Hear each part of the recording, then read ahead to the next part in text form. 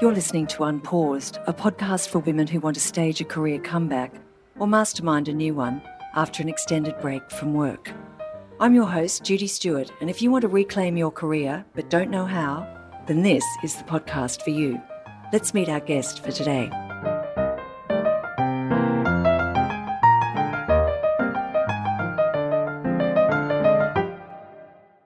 Today I'm talking to Julie Gibbs, publisher, talent spotter and nurturer extraordinaire. Julie spent 25 years in the book publishing industry, and her special niche was publishing illustrated books under Penguin's Lantern imprint, cookbooks, lifestyle books, travel, biography, garden books, you name it. One of Julie's most successful pet projects, Stephanie Alexander's The Cook's Companion, remains Australia's biggest selling cookbook ever, with more than 500,000 copies sold since it was first published in 1996. Australian culinary luminaries have described it as the most important culinary work ever published in Australia. When Penguin decided to downsize Lantern, Julie found herself, after an 11-year career that went from one high to the next, out of a job. How she came back from that cataclysm is the subject of this interview. Julie is a serial connector, an energetic Instagrammer, and at the hub of a prestigious and caring network of incredible Australian creatives. She has lived to tell the tale of how you can come back from the grief of career loss and reinvent yourself one step at a time. Having spent her whole career bringing the stories of others to life, she took the time to regroup and turned her talents on herself. We start with how it all began behind the counter of a suburban bookshop.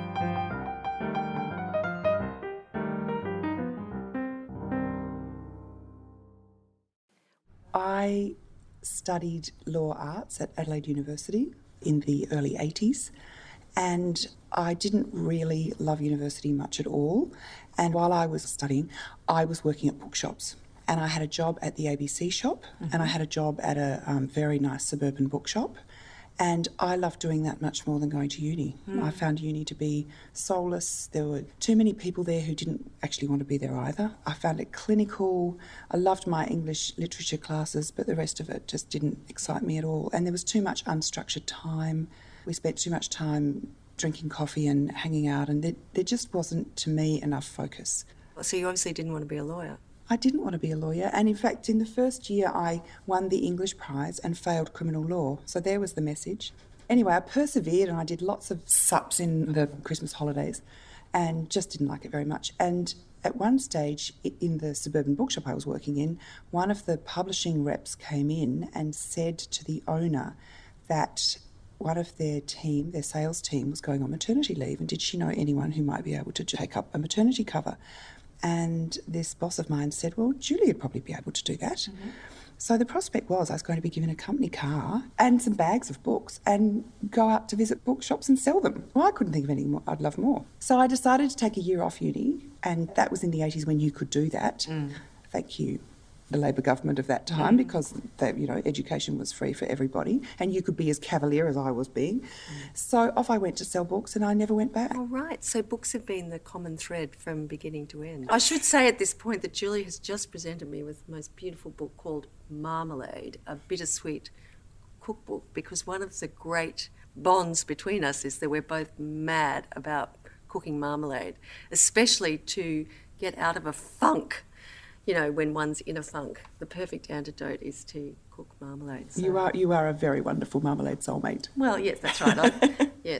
I couldn't say that I've perfected the art of marmalade. It's still a very hit and miss sort of exercise, but it's the journey.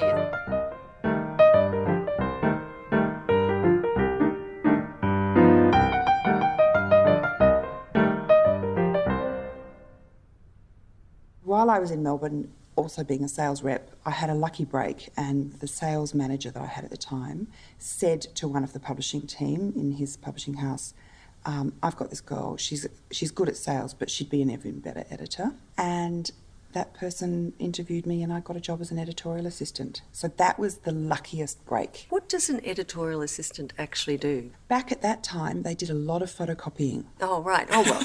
That's like being an article clerk. You could have been a lawyer after all. Yep. A lot of photocopying, a lot of admin, just making the process of the books unfold. I was working for a wonderful, charismatic, lovely woman called Susan Haynes, who actually had her own imprint at Allen and Unwin, and I was working for her out of her home. It was a wonderful apprenticeship. She taught me everything about making books.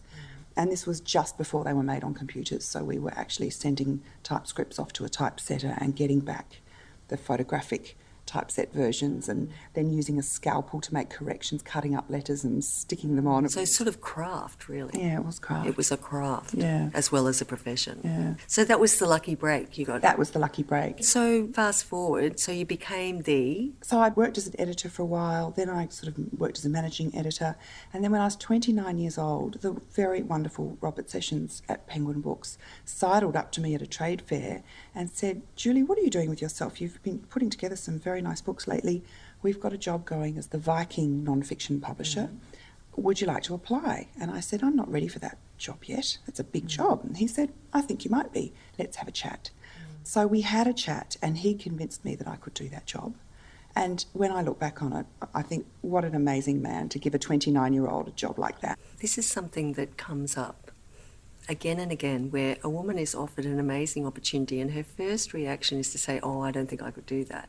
And then some amazing man says, "I think you could," and believes in you and backs you. And could you do it?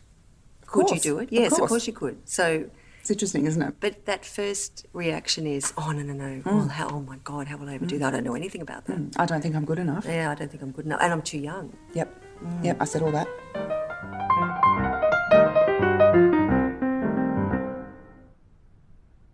You did publish some of the most important names, if not the most important names in Australian cooking. In that sort of golden age where you had Stephanie Alexander and Maggie Beer and these amazing women. Stephanie's Cook's Companion is the, one of the pinnacles of my career.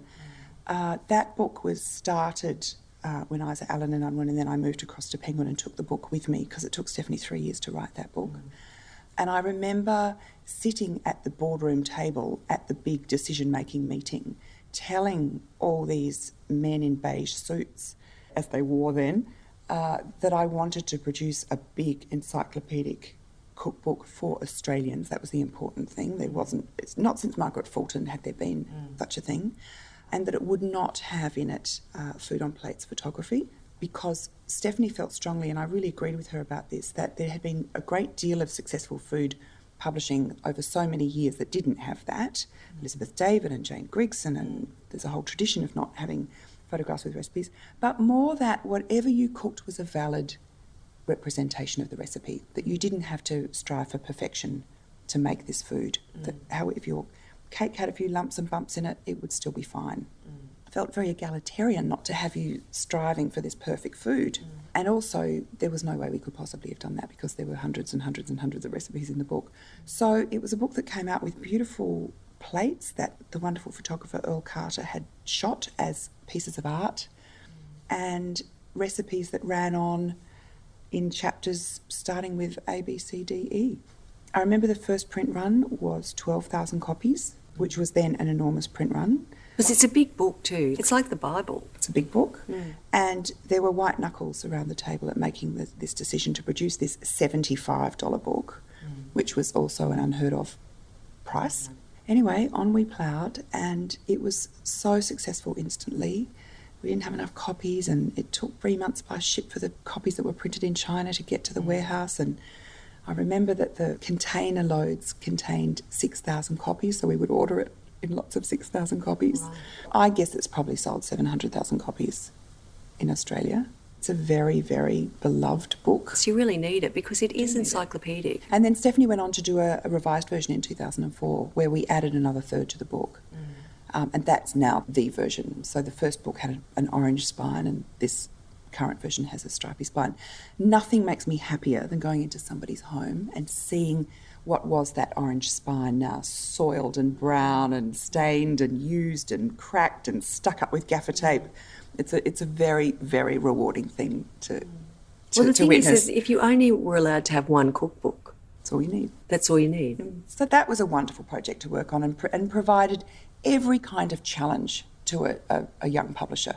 Every kind of challenge. The author wrote way too much and publishing house didn't quite understand what we were doing. Then we had to go and convince the book trade that this was going to be the only book they needed at $75 a piece. There were just stumbling blocks all the way along. So it was a fantastic thing to train myself on, really. And tell me, when you pulled that off, I mean, there must have been a reckoning at the end of a financial year or the end of at a performance review or something. Did you get credit for it? Did you take a moment? Did someone give you a pat on the back? You know, it's funny, in publishing you don't take pats on the back, because while that's there being its successful self, you are onto next year's budget and the budget for the year after and the budget for the year after. You are so obsessed, not with your current success, but with what you're going to produce for them in the future, because these books take 2 to 3 years to make. So I was always working in the future, and life passes you by awfully quickly in publishing, because you're not only producing books right now, but you're hyperventilating about what you're going to do in 2 years' time. Well, it's the antithesis of living in the moment, isn't it? It sure is. Yeah, but I mean, that whole thing about not celebrating one's successes is, I don't think I was ever good at it, and I know a lot of people who aren't, and it's such a shame, because actually life does move along rather quickly, and all of a sudden, you know, those moments are over and you can never recapture. It's not the same to go back later. No. Bob Sessions did take me for lunch at the Ritz in London. Oh, well. To celebrate. Sorry, I take it back. You did celebrate. No, not that one. To celebrate the CSIRO Total Wellbeing Diet, okay. when that had been a runaway success. And I do remember that lunch very fondly, because lunches at the Ritz don't come along in your life very often. What have been your 4 or 5 favourite cookbooks that you've done? Because you've really done the who's who of everybody here. I've had a really rewarding time working in the food industry in Australia. I've really loved it. And what's been so great, of course, has been able to turn my own passion about food into an expertise in my profession. So I've loved that. Stephanie, of course. Maggie Beer has been very influential in my life, and she's a good friend. And I think my favourite book of hers is Maggie's Harvest, the one with the embroidered cover, because, again, that was logistically quite a feat to get that beautiful stitched cover. It's a cover that's kind of padded and then has an embroidered tree stitched onto some linen. And that was a wonderful process. We've got photographs of the workers in the factory in China hand assembling these books. Very, very wonderful. Christine Manfield's been a big influence on me, and I've loved working with her. I met her when I was 18. I went to one of her cooking classes. Little could I've ever imagined that she would turn into being a friend, and that we would work on about 10 books together. And we're still working together in other ways. David Thompson, his Thai food book, that took 8 years for him to write. And so that is really a demonstration of how, as a publisher, you've got to stick with the talent. And, you know, the publishing house isn't seeing a return on their investment for a very long time there, so you've got to keep them at bay and keep him working. And it is one of the great works of food writing. It will go down in history as that, I know that. And he is a genius. And so, Julie, when you were doing all of that, given the themes that I'm working on, which are about beginning and stopping and reinventing and starting again and keeping up I suppose keeping the chain of activity somehow linked, but keeping moving with it. In dealing with the professional cooks and chefs that you were working with, did you see them going through that process from time to time? I mean, did you see them burning out, rethinking, I suppose assembling their thoughts into a book, recharging through that process? Absolutely. If you are a prominent chef or cook in Australia, you are torn in 1,000 different directions. Everybody wants a piece of you. The media wants a piece of you, your staff, your investors. You're constantly required to invent new things. You're constantly required to go and search out new produce. And you are required to produce a book. You know, a book is one small That's part. aside from cooking every night That's and keeping right. absolutely every customer happy. That's right. So part of my job was to try and work out how the book process might fit into these busy people's lives. And that was quite a feat, hence Thai food taking 8 years. And so how did it fit into their lives? How hands-on did you really have to be? Because you really were providing a lot of mentorship, weren't you? And they couldn't have done it on their own? It depends. What was interesting was everybody goes about it in a different way. Everybody applies themselves in a different way. Some people really enjoy the writing process, others don't. Some people are natural writers, others aren't. So that's what I also enjoyed about it, was that every project required a different set of parameters and requirements. And that had to be my skill, to put together the right team that would help draw the book out of that person. And that was the key, actually, was also team building and getting the right temperaments and the right skill set on a project to make sure that we could extract that work from that author and make them happy enough with the process that they might come back and do another one. That's right. And some of them did. Yeah. Quite a few of them did. Yeah. And one thing that has intrigued me, Julie, is that, you've become an extremely good cook yourself. You're a very accomplished cook in the domestic realm, although you have branched out slightly into the professional realm more recently. But, that's obvious. You must have been interested to start with, but this has taken you on a journey where you've got to know the chefs, the cooks, their work, they're important, the works for which they're famous. Over the years that I've been following it, people became really renowned for certain things that they did incredibly well. So you've become a very accomplished cook, but you've also become a friend to a lot of them, because I know that morning that I went to the Everleigh markets with you, honestly, you knew absolutely everybody there. It was very slow work. We couldn't get from stall to stall because everyone wants to stop and chat. That was nice. I think for my personal journey, having a career in publishing has been an education. It's actually been that education that Adelaide University didn't provide for me. That's what it's been. I have been hungry and curious the entire journey. And a lot of the books I've produced have been ones that I wanted on my own shelf. They've been quests to find this out or learn about that or become proficient in that. And I've loved that. And being a general trade publisher means by definition you need to be a generalist.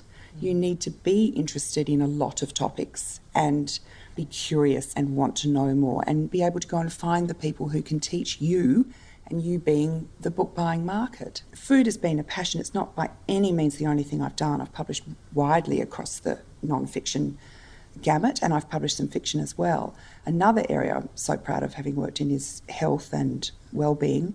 And I worked for many years on many projects with Kaz Cook, and her book Up the Duff about pregnancy has become the recommended book by doctors for young women when they find themselves pregnant. And Kaz wrote that in her own inimitable style of being a rigorous journalist, but also being a comedian, humorist, cartoonist. I was setting out in publishing at that time to publish information. Now, of course, in the internet world, that's where a lot of people get information from. Yeah. But when I started in publishing, you had to publish information. People went to bookshops and libraries to get information. Yes. So it required a rigour and a comprehensiveness that possibly isn't so much done now. But you can see how publishers are sort of filters between that need for information and the provision of information, so the decisions that you make are really important. Really important. So tell me what happened. So, you were doing this from the age of 29 onwards, and then where did it all lead? That's a good question. 2004, I was invited to make my own imprint happen at Penguin, which was a great honour. And so Bob Sessions gave me the brief of inventing an imprint. I could name it whatever I liked. I could have it stand for whatever I wanted, but that it was essentially to be a home for the illustrated books for which I'd become known. So it was known as Lantern, and I assembled a separate team in Sydney, and we produced 11 years a vast number of illustrated books, not only in food but floristry and garden design and photography and travel and so many interesting topics, interiors, and I really, really loved that. So running Lantern for those 11 years was an extremely exhilarating and wonderful thing. It was a big job. I loved it. I completely loved it, but it was punishing, and part of the punishment was I was living in Sydney and my head office was in Melbourne, so I was up and down to Melbourne nearly every week. So there was that aspect of having to be super organised and be on the run all the time. And as I said earlier, while you've got new releases out there on the shelves in the bookshops this week, you're also worrying about next Christmas's books and the Mother's Day after that and the Christmas after that. I mean, I guess I might have had 70 balls in the air in terms of projects that were very, very much active at any given time. I had a great team, and I think that's one of the skills I've had is I've been really good at assembling good people around me. And then I learned to lean on them, and I learned to delegate pretty quickly. That was a very valuable skill, learning to delegate. They always want more from you next year than you did the last year. And if you've had a blockbuster, they want you to improve on the blockbuster figures. Yeah. So you're constantly chasing revenue. And that corporate system, that's how it operates, but it does keep you on your toes. Mm. The other thing is that you're required to channel the zeitgeist. And you've got to make sure there's always a mix of projects. Some are very instant, where there's a topic happening right now that you've got to get a book out about very quickly. Then you've got something like The Cook's Companion that is not going to be current for another 3 years. So you've got to make sure that idea is enduring. Yeah, that's right. And Still fresh. Exactly. So that became a big challenge. Is this going to be something that people are going to care about in 2 years' time? Because that's how long it's going to take to produce this work. Yeah. So what happened? So it all came to a horrible end. And I think that's something that a lot of people have happened to them now. That is corporate life. I was part of a merger of 2 companies, and my division became Collateral Damage, and I found myself thrown out the door. It's ironic, isn't it? But I think one of the things that really stays with me when I think about the Collateral Damage is that it seems to me that whole genre of illustrated books has never been as dynamic and interesting as it is now. And it's almost like in merging those companies and losing that imprint, they lost something that had a huge amount of potential and value, and they didn't see it coming. No, it was a very great shame, and it was, of course, I think it was a mistake, and others have told me they think it was a mistake too, but it happened at a time of intense pressure in a merger. Yeah. That's all I can say. Yeah. So many other factors at work. Yeah. So, of course, that's been one of the big challenges of my life, is when you have a job that you've loved every single day of for 21 years and suddenly it's gone. What do you do? How do you reinvent yourself? But how do you even get up the next morning? With difficulty. Yeah. With great difficulty. And it's like the ending of a marriage or the loss of a loved one. There's a very extended grieving period. And I grieved for my authors and my team and my own identity and all that.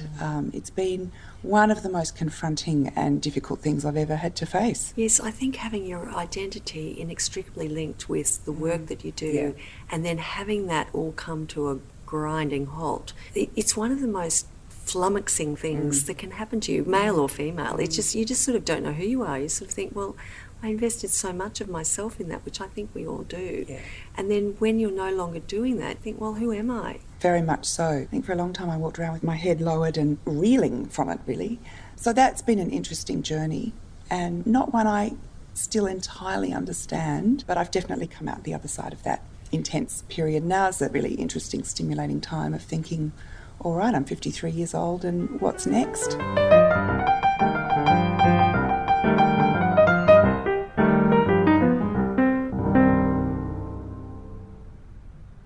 If you look back, what do you think is the one thing that you've been able to take with you? Like, even though things get closed down and put to bed, you actually still are the carrier and the custodian of a lot of stuff, aren't you? And I wish someone had said that to me when I stopped my big job. It's not like you have to give your computer back and someone wipes the hard drive. There's still a lot on the hard drive, isn't there? So if you look back to your hard drive, I mean, what is the most valuable thing that you think you've brought forward with you from that experience? I think my ability to make personal connections with creative people, I'll always have that. And that's the thing I treasure most from the whole experience of working in publishing, was meeting some amazing people, convincing them to go on the creative journey of making a book. And some of them hadn't even thought about it or didn't even know how. And then forming that personal connection with them and teaching them a great deal, and in turn learning a great deal myself. My father always used to say to me, no one can take a great education away from you. And I think that stands equally about my publishing career. It's still all travelling around in my blood cells. And you will be forever associated with that, even though you're now doing things that are different from that. I do feel immensely proud of what I did, and the books and the projects and the people and the connections that were made and the community that was made around Lantern. Always be very proud of that. I've come to feel I don't have anything to prove. I did manage some great things along the way. But when what you most love in the world is taken from you, and, the wise older adage is, do what you love. Well, I was doing what I loved. So now I've got to find another way of having new loves and using those skills that I developed in new ways. That's my current challenge, and it's a very stimulating one.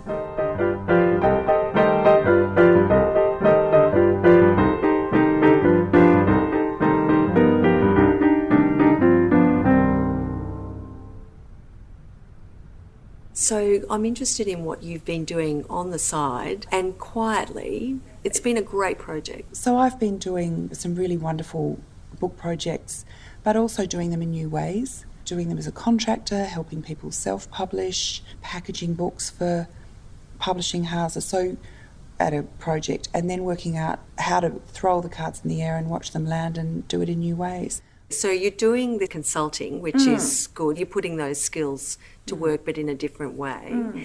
But tell me about what you're doing with Chris Manfield. Chris and I have, we've just so enjoyed our book projects over the years, and one of them, Tasting India, involved travelling and making a book, which was a very formative thing. Christine and Anson Smart and I went to India for a total of about 7 to 8 weeks to make this book. It was a real odyssey. And we did it on the smell of an oily rag, and we went around this vast country and made this beautiful book. And that was a very bonding experience. Just explain who Christine Manfield is, because not everyone will know. Christine is one of Australia's most accomplished chefs and has had several restaurants. There was Universal, and Universal's probably the best known restaurant of Christine's because her Golden Gay Time was one of the desserts that was featured in a MasterChef final. Yeah. Oh, okay. Yes, yeah. So all of a sudden she found she had a new public of people. You've got to be stretched Australian out. to understand what a Golden Gay Time is. Yes, it's a mass-produced iced confection. I can still eat a Golden Gay Time at a pinch, you know. Yeah, very good. So her dessert version was quite something. And Christine also is an exceptional writer and communicator about food, and has produced many, many books, Paramount and Spice and Tasting India. And so we've just done so many wonderful projects together. And after I left Penguin, it was a bit strange. We didn't have a project, so we made one up. And we were sitting at my dining room table at home next to my cookbook library, and we started sort of looking at the cookbook shelves. And so we invented a series of dinners we called Cooking the Books. And we stood in front of the bookshelves and pulled off the books of our favourite cooks. And there was not a single argument. We both wholeheartedly agreed who the influences had been on both of us. So we've now had 9 of these events. We've done dinners dedicated to the likes of Elizabeth David and Alice Waters and Julia Child and Charmaine Solomon and Claudia Roden and all sorts of wonderful women. So far they've been women. Have they all been women? Yeah, they have. Yeah. And so each dinner has been a completely unique event, a specially crafted menu. I mean, it's like 50 seats and you have to get in 1 second after you post it on Instagram. Yeah. It's a true pop-up in every sense. It's a dinner party, so we carefully seat everybody. Yeah. 4 courses, and there's plenty to eat, plenty to drink.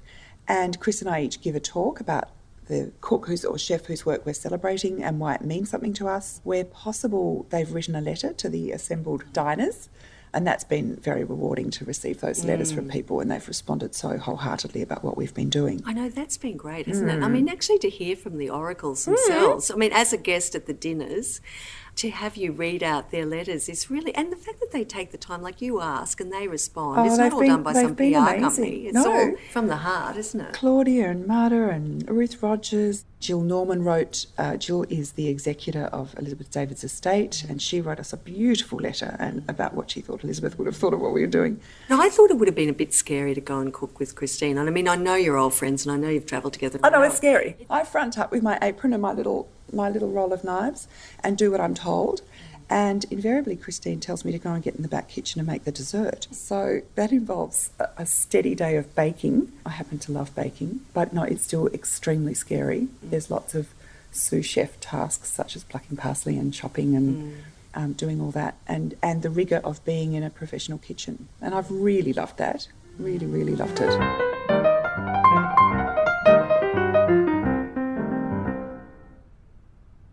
When you're young, you've got a different confidence. You've got an energetic confidence. When you're in your more middle years, you've got a confidence that comes with a deep experience and having had to do things over and over again. And you really learn to trust your gut. The gut is so important. That's what I think one has to really learn how to do. And if you try to overthink things and try to overwork them, you can become a copper. You've got to listen to what your true self is telling you. And it's easy to ignore that voice and to get coloured by so many people's opinions or so much of what you're reading in the business pages or reading that's going around, but you've got to listen to your true self and see if that's in line with what's going on. Yeah, that's right. Well, I mean, you're never going to be able to please everybody. No. And there are lots of sources of resistance. There are a million reasons not to do anything. Inertia is the easiest. And I mean, especially after you've been through a sort of a event. But yeah, the inertia is its own challenge, actually, because your confidence has taken such a battering. Or one can start questioning, am I good enough? Do I know enough? And then you have to remind yourself, what have I been doing all these years?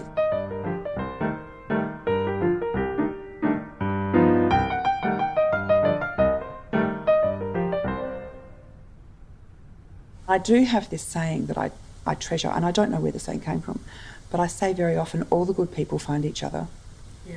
And I really believe in generosity of connections. You're very, very good at that. You really embrace that in your career. You're very kind about introducing people to people and making those connections for the greater good. There's a great energy in that, a great energy that goes around, and that is a sense of community as well.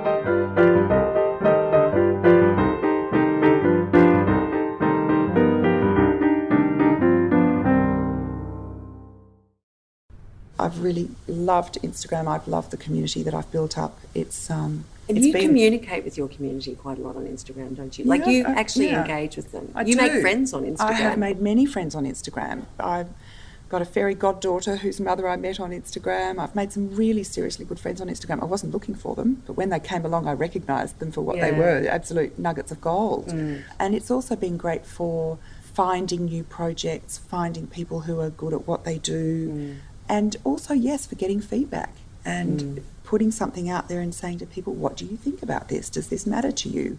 Do you like doing this? Do you think this is worthwhile? And you do get some great feedback, very valuable feedback. I've just had nothing but a wonderful community on Instagram. No, I think you're a bit queenly on Instagram. I think you're the queen of Instagram. I wouldn't say that. No, I think you're good at Instagram. It does enable you to sort of, self-select the community that you almost want to be part of in a very low-key sort of way. Yeah. Like, you're not forced to follow anybody. You can and you can edit things out as they lose interest. It's been... No, I agree with you. It's one's own curated magazine.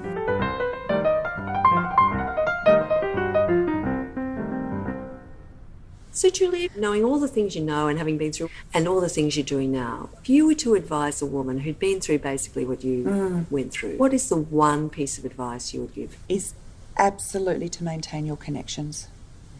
Don't just don't go off, and because you're in the wilderness, let your connections lapse. My connections and my friendships and those people who have faith in you, that will help you get through anything. But you have to work at those relationships. The people that have been really good networking connections, people you admire, stay engaged, stay in touch with people.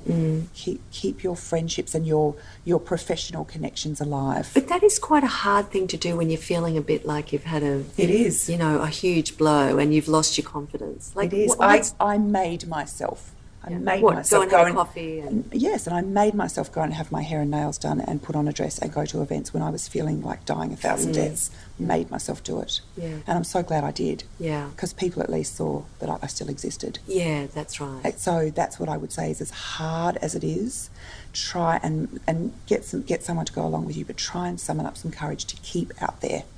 It's very, very important. And when you are dealt a blow, really rely on your friends, on those people that you know have faith in you. That they got me through. They really did. They know who they are, and they were unfailingly loyal and would say, "Come on, let's go and do this," and "Come on, it's not that bad." And you don't forget that. It comes back to that human connection, doesn't it? It does. Which is it's the touchstone of everything. But it's also about your own decency to those around you, and having maintained. I can't overstate it, really, having really nurtured relationships. Julie, thank you very much. This has been most enjoyable. I feel like we've just had a cup of tea. Thanks for listening. I hope you enjoyed this episode of Unpaused. I'd love you to subscribe on iTunes or share the podcast with someone you think might like it. You can find the show notes or sign up for news on my website, unpaused.net, or see what we're up to on Instagram or my LinkedIn page. Bye for now.